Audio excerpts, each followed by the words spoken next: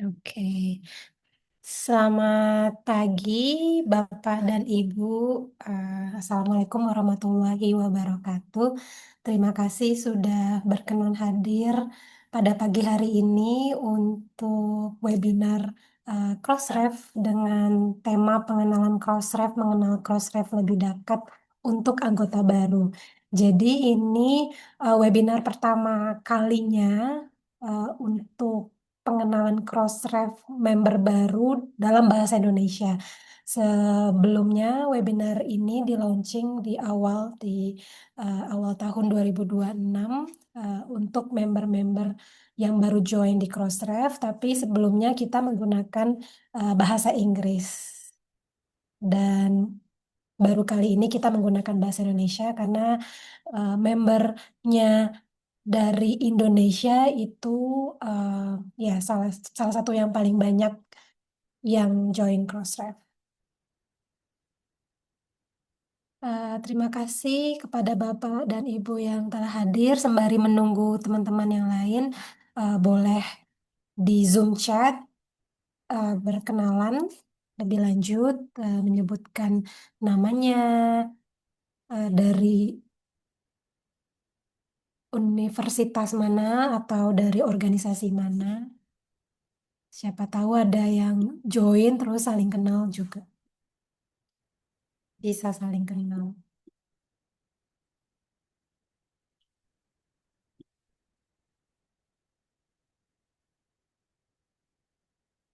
Ini Mbak Nur, raise hand, mau bilang sesuatu.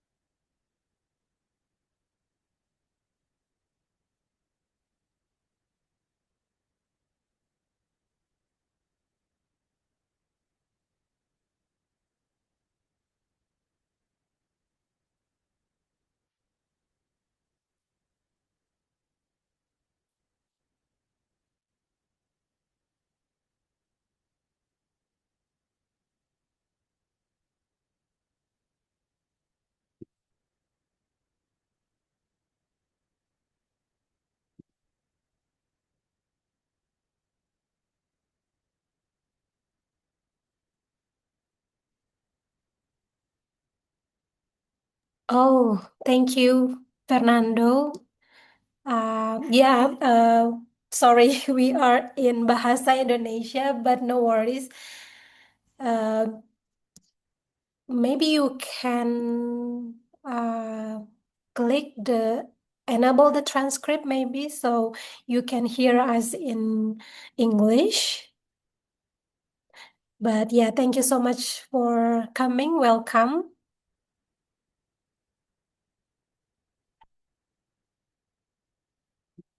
Oke,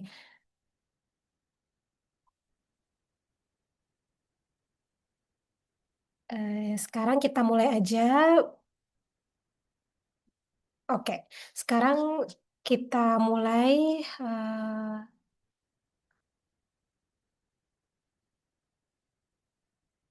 Oh, okay, sorry. So you you only can speak Spanish. All right. No worries. I'm so sorry we cannot speak in Spanish, but I hope that the transcript can translate from Bahasa Indonesia to Spanish, or we can give you a link to our another event with Spanish, so you can follow the webinar.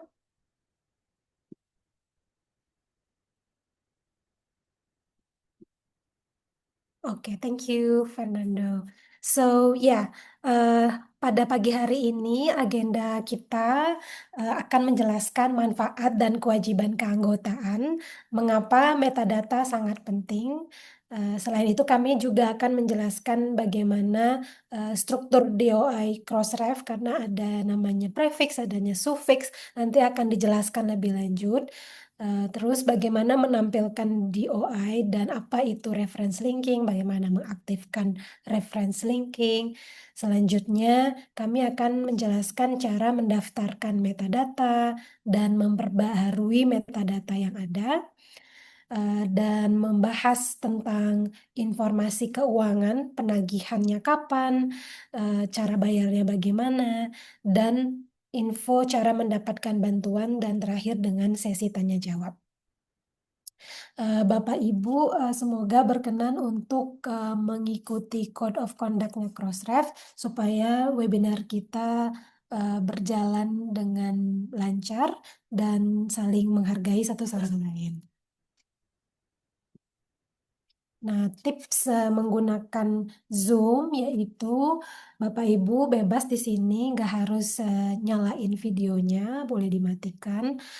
Tolong di mute pada saat lagi presentasi, dan apabila Bapak Ibu mau ada pertanyaan, silahkan dimasukkan pertanyaannya di Q&A box di sini. Ya, untuk for Fernando, you can use this CC or transcript, so I hope that it can translate the webinar from Bahasa Indonesia to Spanish. Kemudian Bapak Ibu kalau misalnya ada yang mau bertanya, mau langsung bicara langsung, kita boleh angkat tangan, raise your hand. Di sini ada emoticonnya. Kemudian nanti kami akan unmute Bapak Ibu, terus Bapak Ibu bisa bicara lebih lanjut. Webinar ini akan di record, jadi Bapak Ibu jangan khawatir, nanti recordingnya akan kami kirim ke email Bapak Ibu sekalian. Dan kami akan juga share slides-nya juga. Nah, di sini saya tidak sendiri, nama saya Robika Rosalin. Saat ini saya tinggal di Hong Kong, member support specialist, dan ditemani oleh rekan saya Nova dari Indonesia juga, dan member support specialist, dan ditemani oleh ambasador yang selalu menemani kami. Makasih banyak Bu Zulidiana dan Pak Fauji Nurdin yang selalu hadir di setiap webinarnya Crossref dalam bahasa Indonesia. Salut, makasih banyak Bu Lydia dan Pak Fauji. Oke, no worries, Pak. Terharu karena selalu dari awal sampai sekarang, makasih banyak. Selanjutnya saya serahkan ke Nova, akan menjelaskan mengenai perjalanan keanggotaan Crossref. Halo, selamat pagi Bapak Ibu semuanya. Assalamualaikum warahmatullahi wabarakatuh. Perkenalkan saya Nova, member support spesialis dari Crossref. Eh, Melihat dari judul webinarnya, webinar ini memang sebenarnya diperuntukkan bagi anggota yang baru join Crossref ya. Jadi saya mungkin mengasumsikan Bapak Ibu sekalian ada yang baru join, mungkin ada yang sudah lama tapi ingin mendapatkan info lebih lanjut gitu ya. Nah, saya akan start dari perjalanan keanggotaan atau membership di Crossref ya. Nah, eh karena Bapak Ibu sekalian sendiri sudah join di Crossref, maka saya bisa asumsikan bahwa Bapak Ibu sudah mendapatkan welcome email dari Crossref ya. Em, dan di welcome email tersebut sudah ada DOI prefix dari Crossref yang nanti akan Bapak Ibu gunakan untuk mendaftarkan DOI bagi konten-konten yang akan Bapak Ibu publikasikan. Nah, di dalam email tersebut juga ada instruksi untuk mengatur password dari credential yang akan Bapak Ibu gunakan untuk login ke layanan atau sistem yang Crossref punya. Gitu tergantung ya, ada yang pakai role credential, ada yang pakai user credential. Nah, semua cara untuk mengatur passwordnya sudah ada di situ. Dan ketika mendapatkan email tersebut, make sure Bapak Ibu langsung mengeset passwordnya. Jangan lebih dari 4 hari, karena email linknya itu yang untuk mengatur password itu hanya berlaku selama 4 hari. Kemudian di email tersebut juga ada informasi lebih lanjut untuk memilih metode registrasi konten. Jadi tergantung pada apa yang Bapak Ibu kuasai ya. Yang pakai OJS silahkan pakai OJS. Kemudian bisa juga pakai New Metadata Manager, Web Deposit Form, atau yang nyaman menggunakan XML bisa juga langsung upload ke admin tool kami. Selain itu juga ada informasi mengenai siklus tagihan ya. Jadi kapan harus membayar membership fee, kapan harus membayar content registration fee. Kemudian bagi Bapak Ibu yang join melalui sponsor ya, mungkin ada tagihan ke sponsor kayak gitu. Nah, itu biasanya juga akan ada di email yang kami kirim. Selanjutnya, di setiap tahun di Crossref ada proses voting, pemungutan suara ya, untuk menentukan board member dari Crossref. Nah, eh, make sure Bapak Ibu mengerti mengenai peraturan voting ini gitu ya, dan kita memiliki policy atau kebijakan one member one vote. Jadi Bapak Ibu tiap satu member akan mendapatkan satu jatah untuk voting board member di Crossref. Selain itu, reports dan supports ya atau laporan dan dukungan. Jadi kita suka selalu mengirim technical report kepada technical contact yang sudah Bapak Ibu daftarkan ke Crossref. Jadi make sure Bapak Ibu membaca informasi mengenai hal tersebut dan juga make sure email dari technical contactnya selalu aktif. Dan juga email dari Crossref itu silakan di save list ya sehingga bisa menerima email dari Crossref dan tidak masuk ke spam dari email Bapak Ibu. Seperti itu. Next, kemudian manfaat dan kewajiban sebagai member Crossref. Nah, em, sebagian besar Bapak Ibu join Crossref tujuannya untuk membuat DOI ya, untuk mendapatkan DOI. Nah, DOI sendiri bisa dibilang sebagai pengenal yang persisten. Jadi satu objek hanya memiliki satu DOI dan juga nanti Bapak Ibu bisa meregisterkan metadatanya bersama Crossref. Selain itu, Crossref sendiri adalah komunitas scholarly research ya, atau komunitas riset yang sangat luas. Jadi objek penelitian, karya yang Bapak Ibu publikasikan itu akan terhubung dengan member Crossref yang lain dan juga komunitas ilmiah secara global kayak gitu. Selain itu, dengan join sebagai member Crossref, publikasi yang Bapak Ibu submit juga akan lebih terlacak, lebih mudah diidentifikasi dan juga disitasi secara global.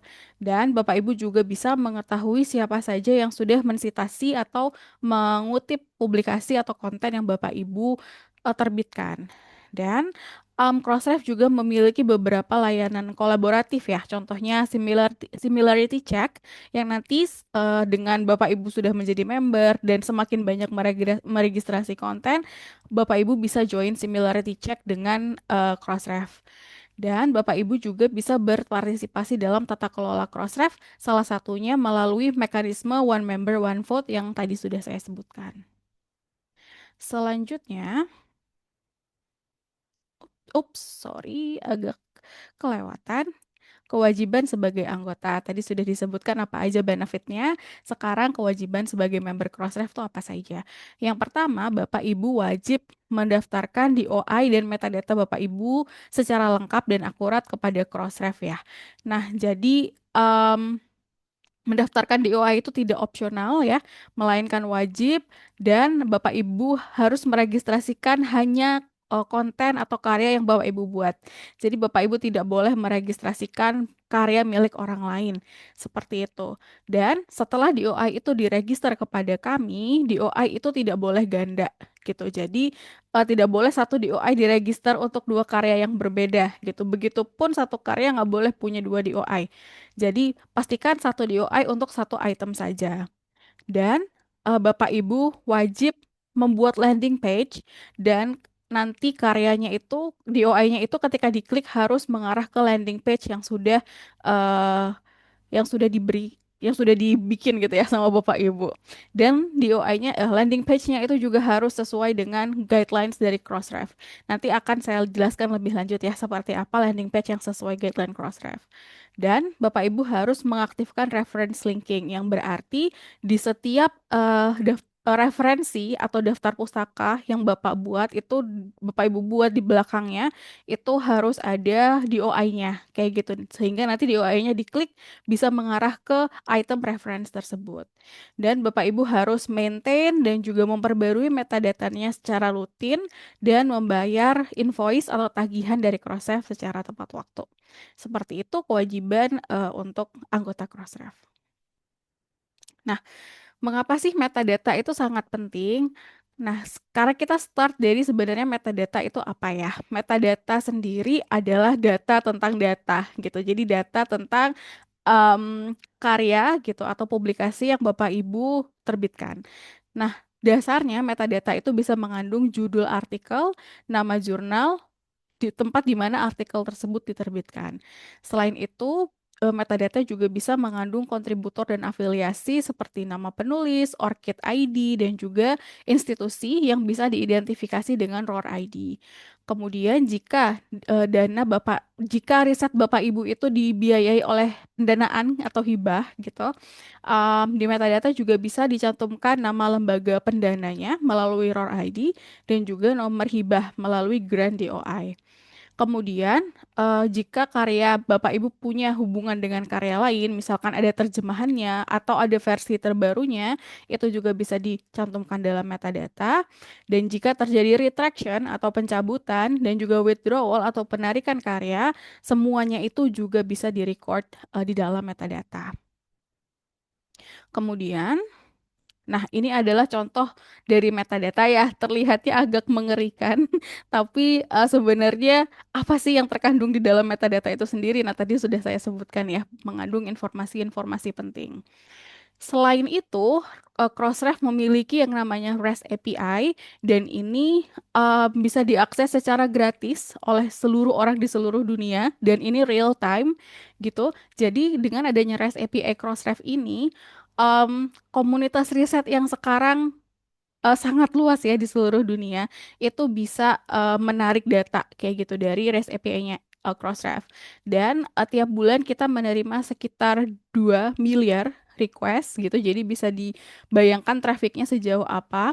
Dan di diagram ini Bapak dan Ibu bisa melihat tools atau organisasi seperti apa sih yang menggunakan metadatanya Crossref gitu.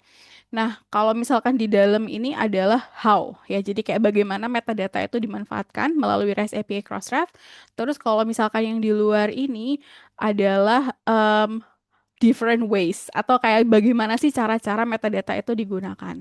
Kayak gitu. Dan metadata Crossref sendiri digunakan oleh beberapa platform yang terkemuka ya, misalkan Web of Science, Scopus, kemudian DOAJ itu juga menggunakan metadata Crossref. Jadi dengan skema inilah bagaimana caranya nanti karya-karya Bapak Ibu bisa disitasi dan ditemukan dengan mudah oleh komunitas riset di seluruh dunia. Nah, Crossref sendiri memiliki sebuah cita-cita yang namanya Research Nexus gitu ya. Jadi kami membayangkan bahwa suatu hari nanti gitu ada sebuah jaringan yang terbuka bisa diakses oleh semua orang dan jaringan ini kaya penuh dengan informasi yang bisa menghubungkan organisasi penelitian, individu, objek penelitian secara real time gitu dan juga nanti komunitas ini bisa bermanfaat untuk masyarakat dan visi Crossref ini disebut Research Nexus dan sekarang Bapak Ibu dengan menjadi member Crossref sudah menjadi bagian dari Research Nexus ini. Nah, itu dia sedikit tentang metadata. Sekarang saya akan membedah tentang DOI ya. DOI sendiri apa sih gitu? Bukan hanya sekedar angka gitu. DOI sendiri merupakan sebuah string ya atau sebuah struktur yang nanti kalau misalkan di resolve atau kita masukin ke browser terus kita enter gitu ya akan mengarah ke publikasi atau karya tertentu di mana DOI itu disematkan kayak gitu. Nah, kita bagi menjadi beberapa part ya. Ada 3 part. Yang merah itu adalah directory DOI. Dan ini membuat DOI dapat digunakan di web gitu karena di depannya ada HTTPS ini gitu sehingga dia bisa dipanggil gitu istilahnya ya di web browser. Kemudian di bagian tengah yang biru 10 titik bla bla bla, ini adalah prefix yang ini akan Crossref berikan kepada organisasi Bapak Ibu ketika menjadi member Crossref. Dan bagian kuning ini adalah suffix. Nanti ini akan di-generate atau dibuat oleh masing-masing anggota. Formatnya seperti apa? Sebenarnya bebas, tapi nanti akan kita jelaskan best practice-nya. Kalau membuat suffix yang bagus itu seperti apa. Nah, jadi ini ya, DOI nanti ketika di-resolve melalui web browser gitu, misalkan di Google Chrome dimasukin, itu nanti akan mengarahkan ke URL atau landing page yang terdaftar. Nah, sekarang di prefix ya, yang bagian biru ini, satu prefix ini bisa digunakan oleh seluruh konten. Jadi misalkan Bapak Ibu dengan Crossref meregistrasikan jurnal juga, terus buku juga, atau mungkin conference proceeding juga. Nanti satu prefix ini bisa digunakan untuk berbagai macam jenis publikasi tersebut. Gitu. Dan nanti judul baru dapat ditambahkan kapan saja, dan di Crossref tidak ada batasan jumlah DOI yang diregistrasi, dan tidak ada juga jumlah minimal yang diharuskan. Nah, lanjut ke yang kuning, bagian sufiks. Diusahakan sufiks itu sederhana, pendek dan singkat, tapi juga acak gitu. Jadi berupa rentetan karakter yang tidak bisa dibaca oleh manusia, gitu ya. Kayak manusia nggak ngerti ini apa, tapi ketika dia dimasukkan ke browser, dia akan resolve ke landing page dari publikasi Bapak Ibu. Dan ini harus unik gitu ya. Jadi nanti satu karya sufiksnya satu gitu, nggak bisa satu sufiks dipakai untuk beberapa karya. Kayak gitu. Nah, kemudian kita akan lanjut ke menampilkan DOI dan reference linking ya. Tadi salah satu kewajiban setelah menjadi member Crossref kan harus menampilkan DOI gitu di landing page dan juga di PDF-nya biasanya gitu ya. Dan juga membuat reference linking. Dan DOI harus ditampilkan dengan format URL secara lengkap ya. Dan tidak boleh diawali dengan DOI atau DOI dengan 2 titik kayak gitu. Jadi awalnya harus selalu ada https:// kayak gini sehingga nanti kalau misalkan dia diklik atau dimasukin ke browser itu dia bisa link ke publikasi Bapak Ibu. Kemudian ini landing page ya contohnya. Landing page yang bagus itu contohnya seperti ini. Jadi informasi apa yang harus ada gitu ya, harus lengkap gitu. Ada di OI-nya ditampilkan sebagai URL. Kemudian juga seperti yang di bawah ini ya harus ada akses ke teks lengkap atau PDF filenya. Dan kalau misalkan konten Bapak Ibu berbayar, boleh nanti ini ngelinknya ke paywall gitu ya, atau link untuk bayar, itu nggak masalah gitu. Tapi kalau misalkan kontennya itu free dan open access, itu bisa juga ditampilkan lengkap kayak gitu teksnya di landing page-nya kayak gitu. Selanjut ke contoh landing page yang kurang tepat. Nah, ini yang kurang tepat ya. Kenapa? Karena semua file PDF-nya tuh di-list begitu saja tanpa ada informasi bibliografik yang lengkap yang bisa menjelaskan bahwa kalau misalkan kita mengunjungi page itu kita ada di page yang benar. Ini benar karyanya Bapak Ibu gitu, bukan karya orang lain gitu. Gimana kita bisa taunya dari informasi bibliografis yang ditampilkan di landing page. Jadi yang seperti ini kurang tepat. eh nah, sekarang kita lanjut ke cara mendaftarkan metadata. Saya pas ke Mbak Ocha. Silakan.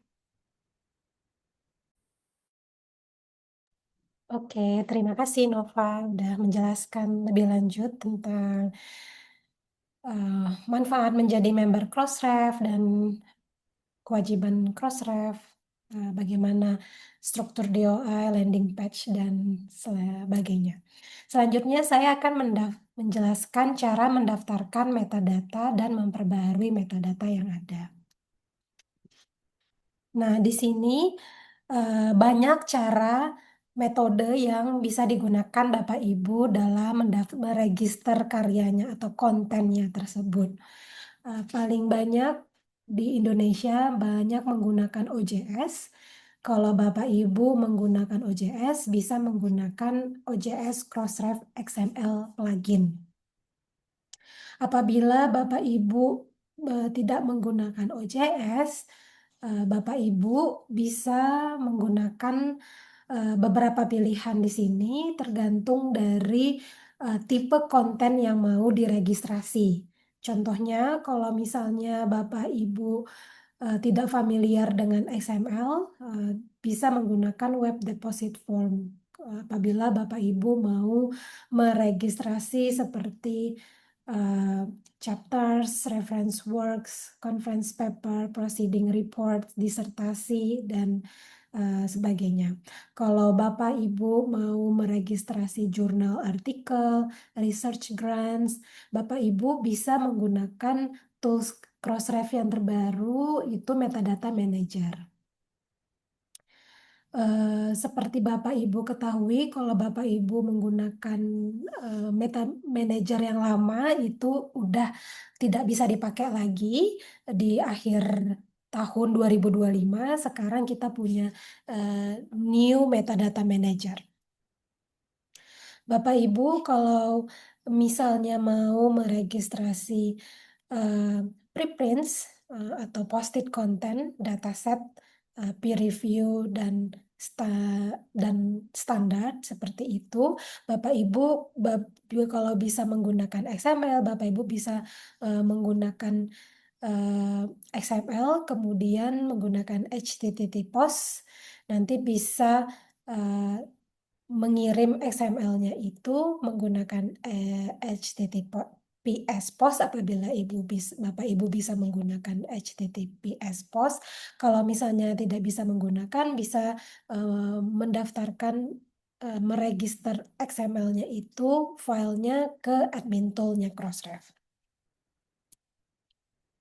Selanjutnya saya akan menjelaskan lebih detail mengenai OJS atau Open Journal System. OJS ini dibuat oleh PKP bukan Crossref, dan OJS sendiri mempunyai banyak versi dan selalu update.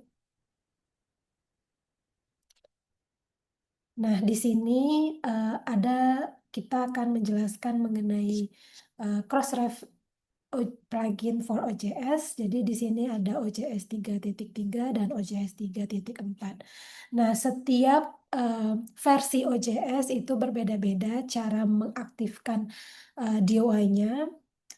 Kalau OJS 3.3 mesti setup DOI pluginnya, kemudian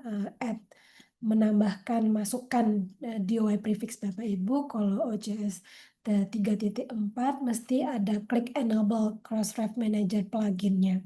Jadi setiap versi OJS berbeda-beda, pastikan Bapak Ibu up to date ke versi terbaru.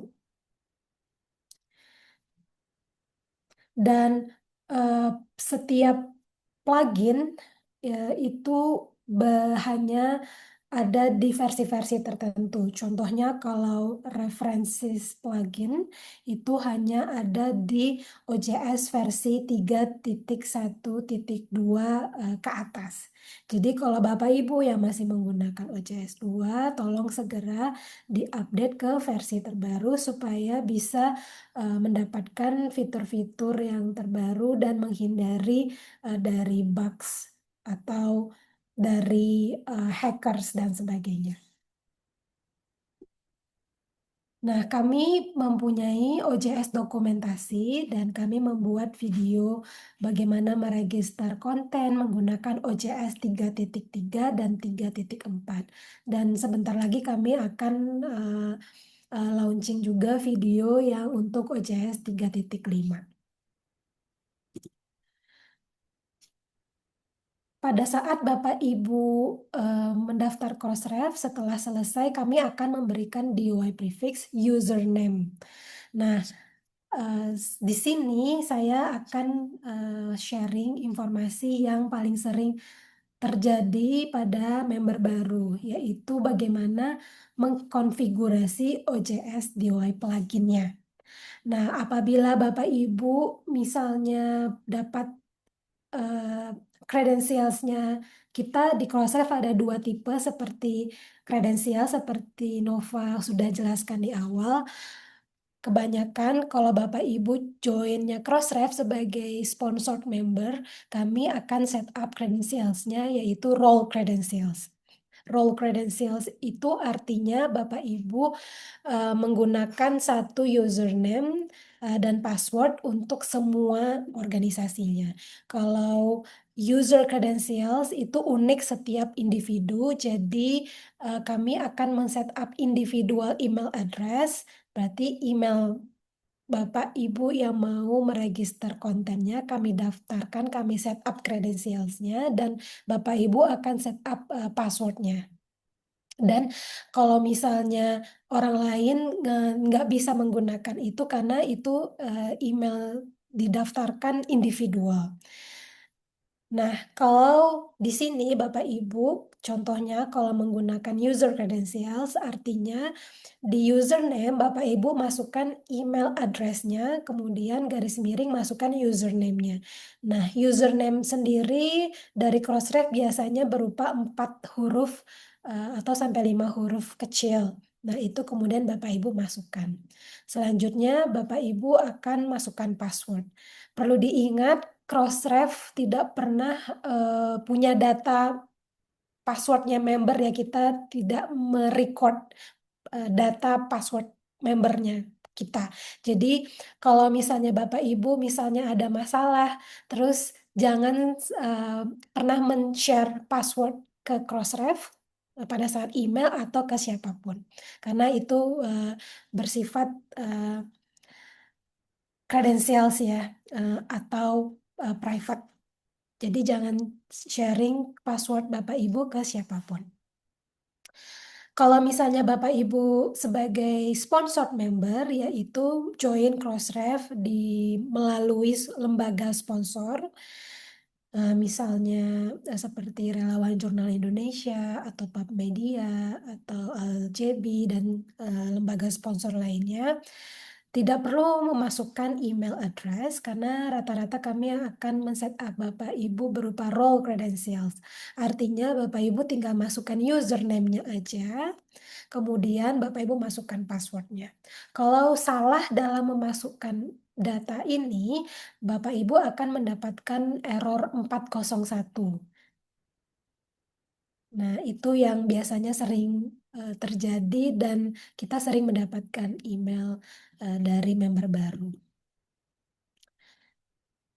Nah, untuk OJS Crossref plugin itu ada berbagai macam fitur-fiturnya dan kami merekomendasikan plugin-plugin ini untuk di-enable. Yang pertama itu ada DOI plugin, jadi yang mengaktifkan konten registrasi DOI pluginnya. Kemudian reference linking, jadi nanti setiap versi akan beda-beda, jadi bisa di-enable reference linkingnya supaya nanti Bapak Ibu di bagian referensinya Bapak Ibu bisa melihat ada berbagai list referensi dengan link DOIs. Jadi kalau diklik bisa ke link referensi tersebut. Kemudian ada namanya funder registry dan similarity check atau identikat plugin. Perlu diingat kembali, Crossref berbeda dengan PKP, berbeda organisasi, tapi kami saling berkolaborasi. Nah, jadi kalau Bapak Ibu ada masalah di OJS-nya bisa langsung kontak ke PKP atau ya masukkan pertanyaannya ke forum PKP. Nah, selanjutnya saya akan menjelaskan mengenai New Metadata Manager. Nah, sama seperti Web Deposit Form, New Metadata Manager ini ada form yang harus kita isi. Tetapi Metadata Manager yang terbaru ini memiliki kelebihan dibandingkan menggunakan Web Deposit Form. Nanti saya akan demo cara bagaimana input metadata atau meregister konten lewat New Metadata Manager. Tapi sejauh ini saya akan menjelaskan kelebihannya, yaitu dia lebih mudah digunakan, terdapat validasi yang dapat mencegah terjadinya error pada saat submit metadata. Kemudian kalau Bapak Ibu mau masukkan ORCID-nya tinggal copy paste, tapi kalau misalnya ada yang salah, angkanya yang kurang, nah nanti di form tersebut akan dikasih notifikasi. Nanti pas di demo nanti akan terlihat apa yang notifikasinya seperti apa nanti akan terlihat. Kemudian dia real time deposit, bisa langsung mendaftar referensi. Kalau lewat web deposit form, Bapak Ibu tidak bisa mendaftar referensi, jadi mesti harus mendaftar referensi lewat simple text query. Kalau di new metadata manager ini, Bapak Ibu bisa langsung mendaftarkan referensinya. Kemudian bisa juga langsung mendaftarkan afiliasi metadatanya. Saya akan langsung demo langsung ke metadata manajernya.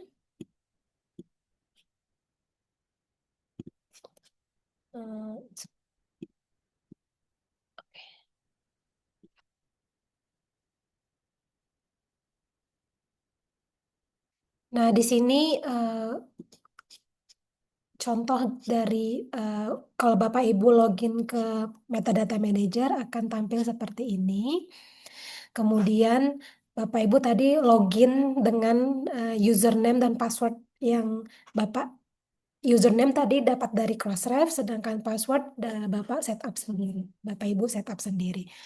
Nah, di saat ini di metadata manager hanya bisa meregister jurnal artikel dan grants, tapi kami sedang mendevelop untuk konten tipe-tipe konten yang lainnya. Nah, di sini kalau misalnya Bapak Ibu baru menggunakan metadata manager, bisa mengklik new record, kemudian pilih tipe konten yang mau diregistrasi, jurnal artikel atau grants. Kita ambil contoh misalnya Bapak Ibu mau meregistrasi jurnal artikel. Kemudian kita klik continue. Perlu diingat untuk meregistrasi jurnal artikel wajib memiliki ISSN.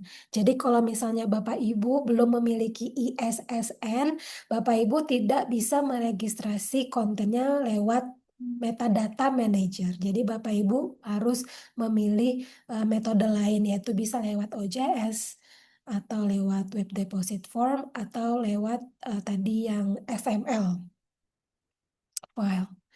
Nah, di sini ada tanda bintang ini artinya wajib diisi. Jadi ya contohnya kita bikin masukin random aja judul artikel, kemudian Bapak Ibu masukkan di sini dijelasin ya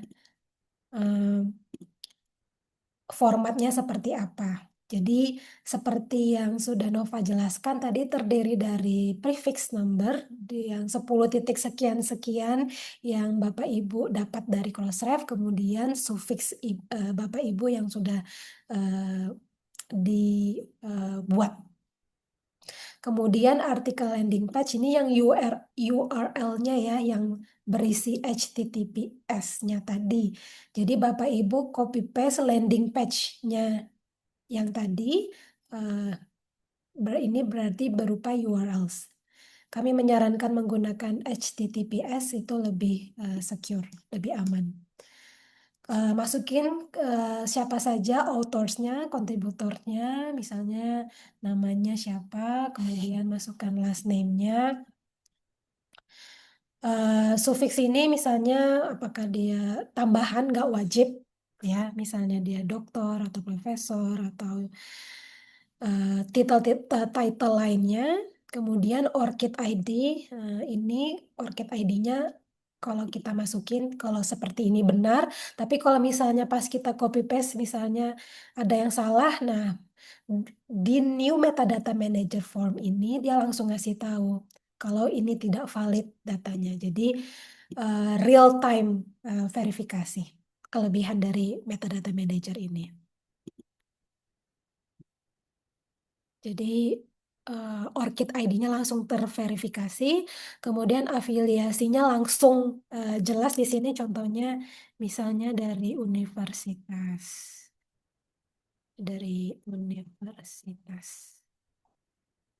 Nah, misalnya Universitas Balikpapan.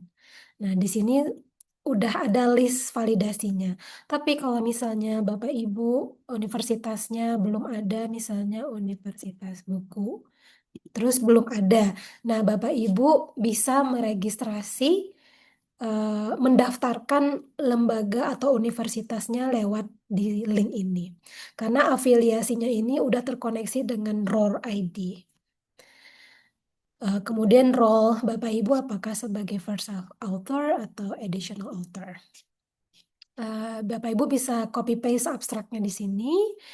Kami menyarankan abstrak dan language abstraknya ini yang paling Bapak Ibu ingin disitasinya paling banyak lewat apa. Kalau misalnya Bapak Ibu dalam bahasa Inggris berarti copy sini kemudian masukin language-nya, misalnya bahasa Indonesia ini. Kemudian copy. Add abstract kalau misalnya Bapak Ibu mau dalam 2 bahasa. Jadi yang pertama bahasa Indonesia dulu atau bahasa Inggris dulu. Misalnya bahasa Inggris dulu. Kemudian baru nanti add abstract berikutnya dalam bahasa Indonesia. Jadi jangan dicampur semua Indonesia dan bahasa Inggris di dalam satu kolom ini. Jadi harus dipisah. Kemudian published content dimasukin, kapan mau jadwalnya dipublish, contohnya misalnya hari ini, kapan akan di-print, misalnya besok gitu. Page article number ini boleh diisi tapi tidak wajib. Kalau misalnya artikelnya ada dana hibahnya, ada hibah informasi bisa dimasukkan di sini. Kemudian masukkan SIM check full text URL-nya tadi. Kalau ada license URL, copy semua di sini. Semakin lengkap metadata yang Bapak Ibu register ke Crossref, semakin tinggi konten Bapak Ibu ditemukan. Kemudian bisa langsung copy paste referensinya di sini.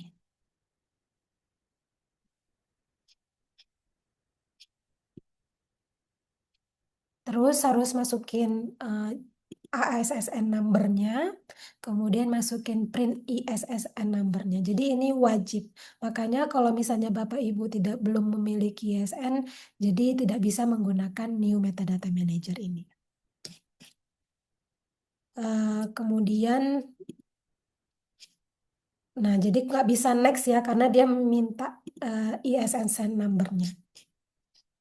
Nanti setelah diisi, Bapak Ibu bisa klik next. Selanjutnya, setelah Bapak Ibu klik next,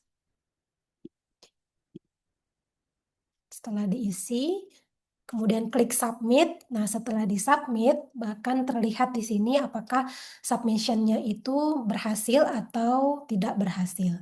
Dan ini kelebihan dari Metadata Manager, dia real time verifikasi, karena dia langsung kasih tahu ini sukses. Kalau web deposit form kan mesti ada delay, jadi kita setelah submit terus nggak tahu nih sukses apa gagal ya. Dan kalaupun gagal ada error, dia langsung ngasih tahu errornya ini di sini. Di dokumentasi kami ada list berbagai macam error, nanti kami akan share link berbagai macam error dan apa yang harus dilakukan. Kemudian metode registrasi konten lainnya, ada web deposit form, ada direct deposit atau XML tadi, bagi Bapak Ibu yang familiar menggunakan XML. Nah, memperbaharui atau memastikan metadata yang sudah terregistrasi itu up to date. Itu adalah kewajiban dari member Crossref. Pastikan data Bapak Ibu bersih, artinya koreksinya selalu artinya kalau misalnya ada kesalahan, Bapak Ibu selalu mengupdate metadata tersebut, diperbaiki. Kemudian lengkap di sini artinya meregistrasi konten yang terbaru atau yang back file konten yang lama. Jadi tidak ada batasan sama sekali Bapak Ibu bisa meregistrasi kontennya sebanyak Bapak Ibu mau, tidak ada batasan dan juga tidak ada batasan minimal juga. Tapi kami sarankan untuk meregistrasi semua konten Bapak Ibu, baik yang lama maupun yang baru, karena itu akan meningkatkan dari kualitas jurnal Bapak Ibu dan bisa meningkatkan artikel Bapak Ibu jadi mudah ditemukan. Pastikan up to date, artinya kalau misalnya Bapak Ibu misalnya berubah URL-nya, misalnya dari update dari URL yang lama ke yang baru, Bapak Ibu mesti mengupdate URL resolusinya. Kalau misalnya Bapak Ibu misalnya kontennya ada retraksi, Bapak Ibu mesti update juga lewat Crossmark. Perlu diingat juga kalau Bapak Ibu memperbaharui metadata itu tidak ada biaya sama sekali. Jadi one time fee. Jadi registrasi kontennya itu kalau misalnya Bapak Ibu meregistrasi konten terbaru $1 USD dan itu kalau konten tersebut mau diupdate datanya itu udah nggak bayar lagi. Nah, memperbarui metadata itu setiap metode beda-beda. Kalau misalnya menggunakan UJS plugin, Bapak Ibu bisa mengunpublish artikel yang sudah diregistrasi tadi, kemudian memasukkan elemen metadata yang mau diupdate atau yang missing atau yang hilang, yang masih kosong. Kemudian Bapak Ibu klik save, kemudian klik republish. Kemudian dipublish lagi, klik publish. Kalau untuk tipe-tipe yang lainnya itu ada berbagai macam. Nanti kami akan share link lebih lanjut bagaimana mengupdate metadata di berbagai metode registrasi. Nah, untuk mengupdate existing record artinya mengupdate data secara kelompok atau secara banyak itu saat ini bisa menggunakan web deposit form lewat CSV file dan data yang bisa diupdate secara bulk atau secara kelompok itu bisa di beberapa item, contohnya di funding data, similarity check URL, text dan data mining URL, dan license info.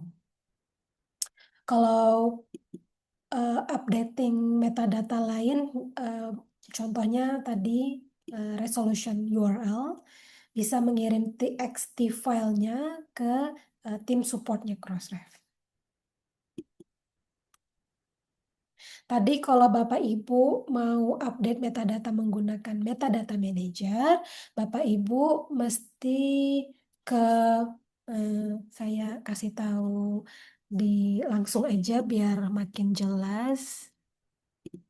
Oke, di sini misalnya tadi edit record. Nah, Bapak Ibu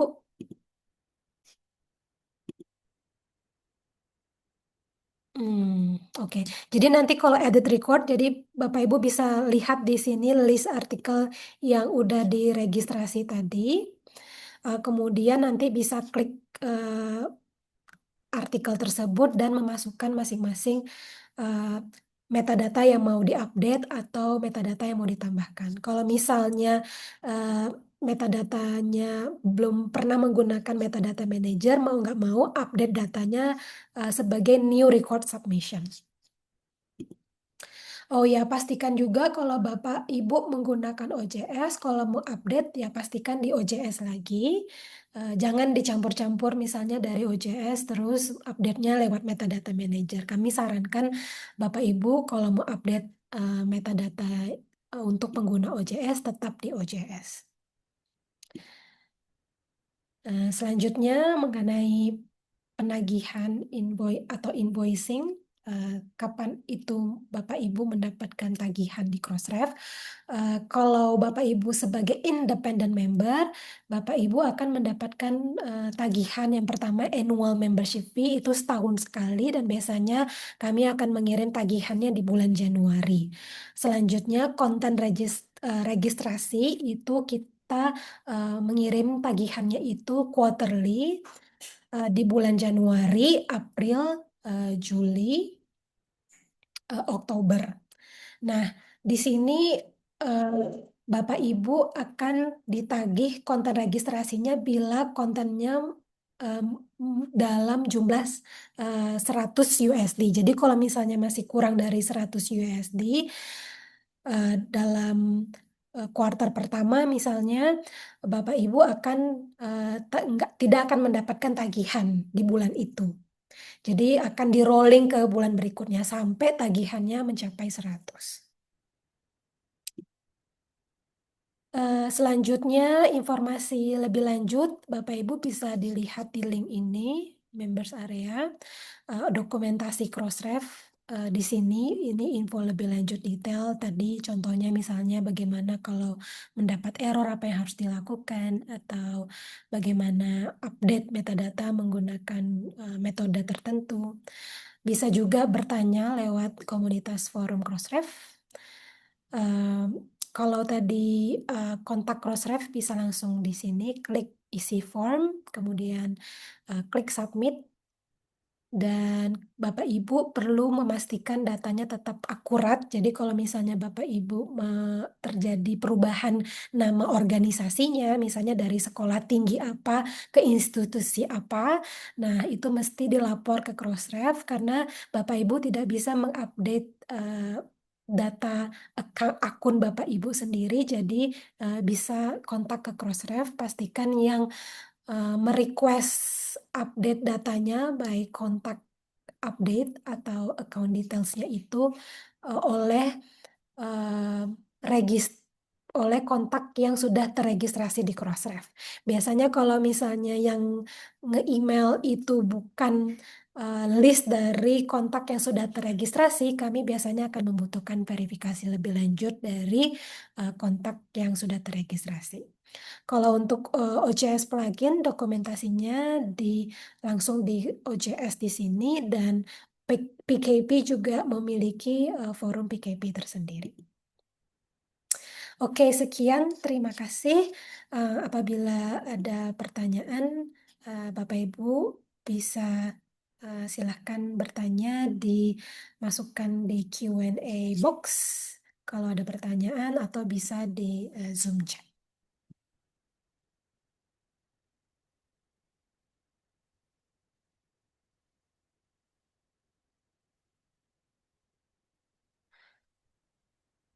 Oke, ada pertanyaan pertama dari Pak Kolisus Sakdi. Oh, dari Pak Kolis dari Yamacita. Jadi webinar pertama beberapa minggu yang lalu dan akan dijanjikan user dan password akan dikirim ke email 10 hari ke depan setelah mengikuti webinar dan sampai saat ini belum ada user dan password yang masuk ke login ke Crossref. Oke. Eh, Nanti kami akan informasi email lebih lanjut ke Pak Kolis. Apakah email boleh disebutkan DOI prefix numbernya ke kita? Nanti kita akan follow up lebih lanjut. Berarti Pak Kolis saat ini belum menerima eh, login ke Crossref-nya ya, Pak?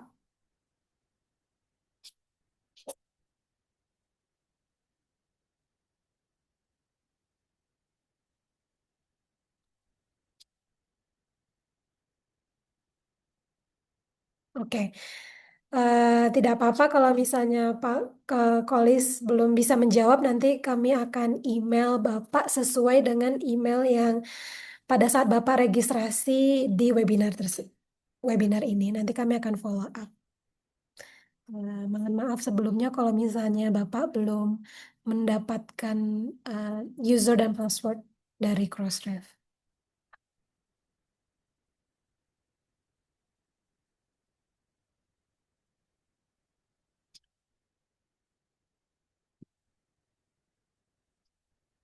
Oke, Bu Lydia, apakah kita ada pertanyaan lain yang masuk?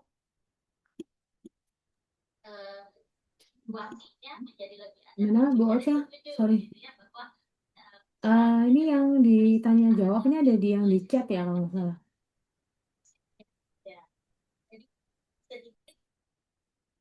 Oke, coba kita cek lagi apakah ada pertanyaan lain. Oke, saya akan allow Pak Kolis untuk bicara. Oke, Pak Kolis sudah bisa bicara, silakan Pak. Bentar. Halo, Assalamualaikum Ibu. Mohon maaf sebelumnya. Iya, Waalaikumsalam warahmatullahi wabarakatuh. Bagaimana Pak? Ya, nah sesuai dengan pertanyaan yang sebelumnya, saya menunggu-nunggu dari Hmm, beberapa hari yang lalu, beberapa minggu yang lalu untuk user ini kan tahap selanjutnya Ibu ya kalau nggak salah Bu ya. Setelah saya bisa login ke Crossref-nya untuk metadata dan lain sebagainya. Nah itu bagaimana itu? Apakah ada kendala di pihak Crossref-nya dari website yang saya berikan atau data-data dari Yamachita yang kurang atau bagaimana? kalau Kedepannya boleh bagaimana, Ibu? kalau boleh tahu, Bapak sudah, maaf saya izin stop share screen-nya sekalian bisa cari data juga.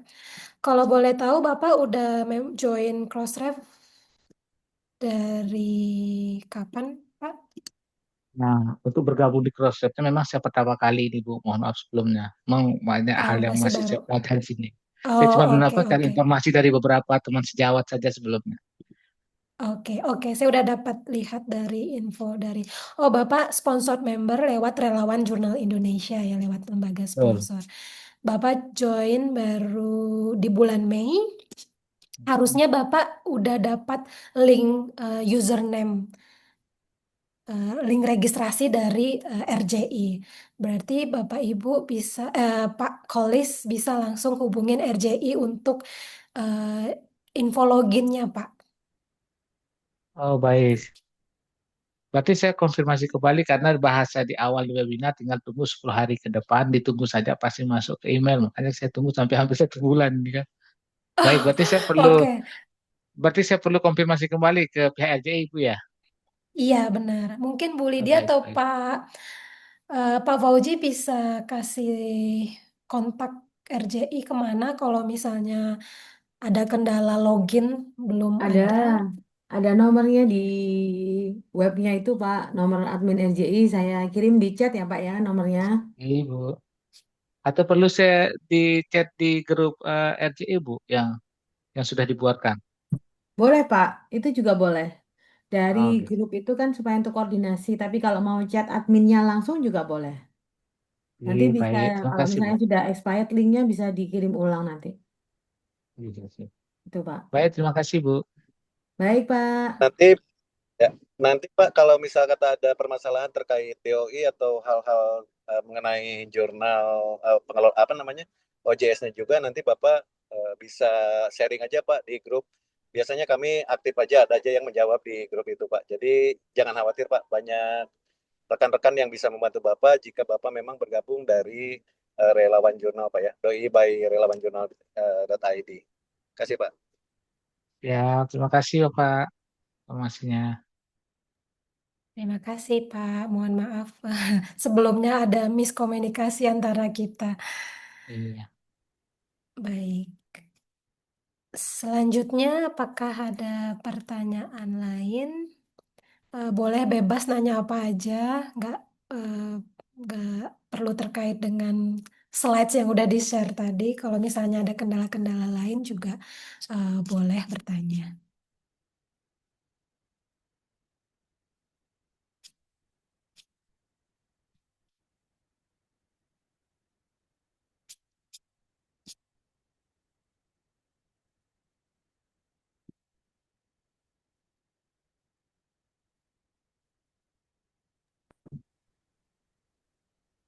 Bu Oca, maaf mungkin bisa ditambahkan Bu, nanti kalau misal nih ada di antara anggota yang baru ini memang saat ini universitasnya masih dalam bentuk akademi atau politeknik gitu ya, yang tiba-tiba kemudian berubah menjadi universitas. Nah, mungkin bisa dijelaskan juga Mbak Bu Oca, apa saja yang Oke. perlu dipersiapkan jika terjadi perubahan institusi atau perubahan penerbit seperti itu, Bu.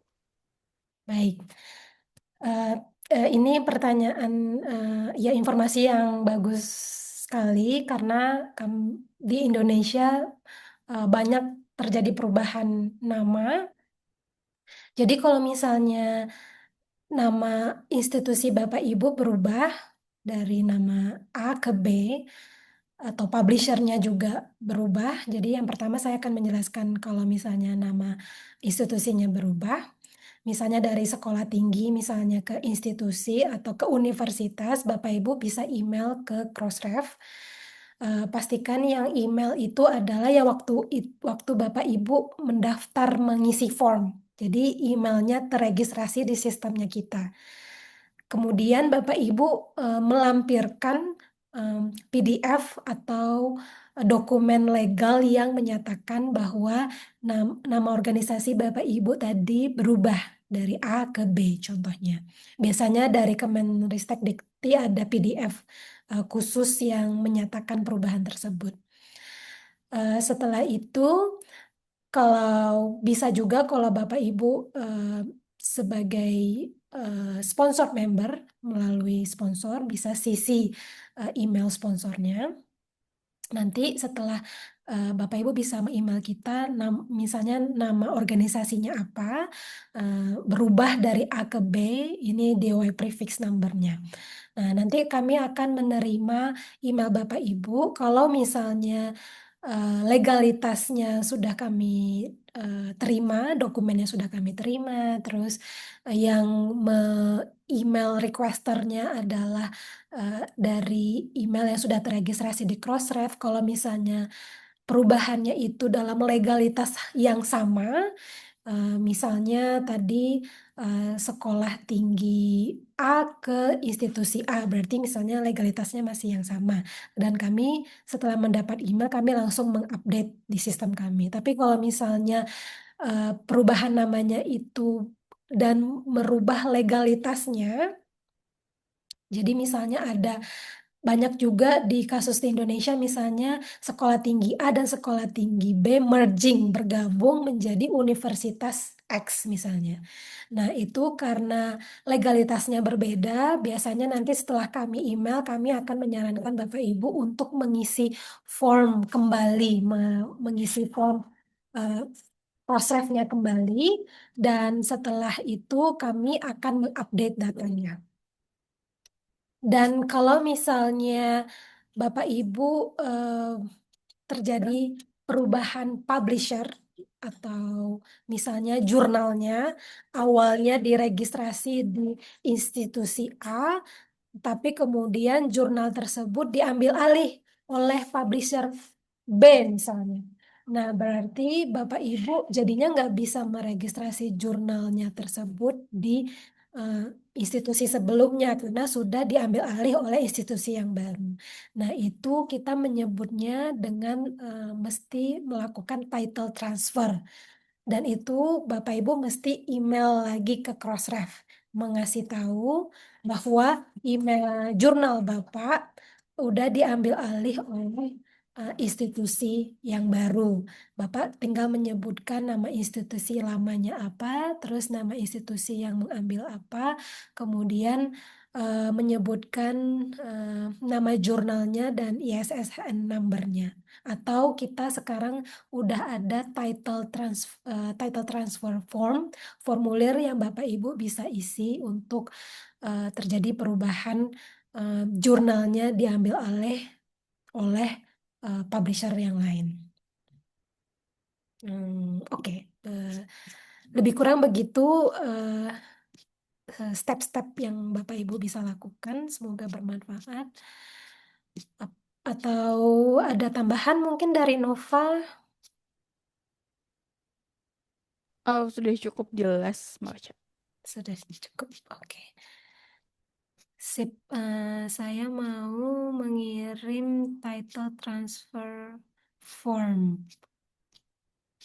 Oke, ini dia. Title transfer form. Nah, ini kalau misalnya Bapak Ibu tadi jurnalnya pindah alih dari satu organisasi ke organisasi lain, bisa isi form di sini. Nanti akan kami pandu setelah kami menerima request-nya.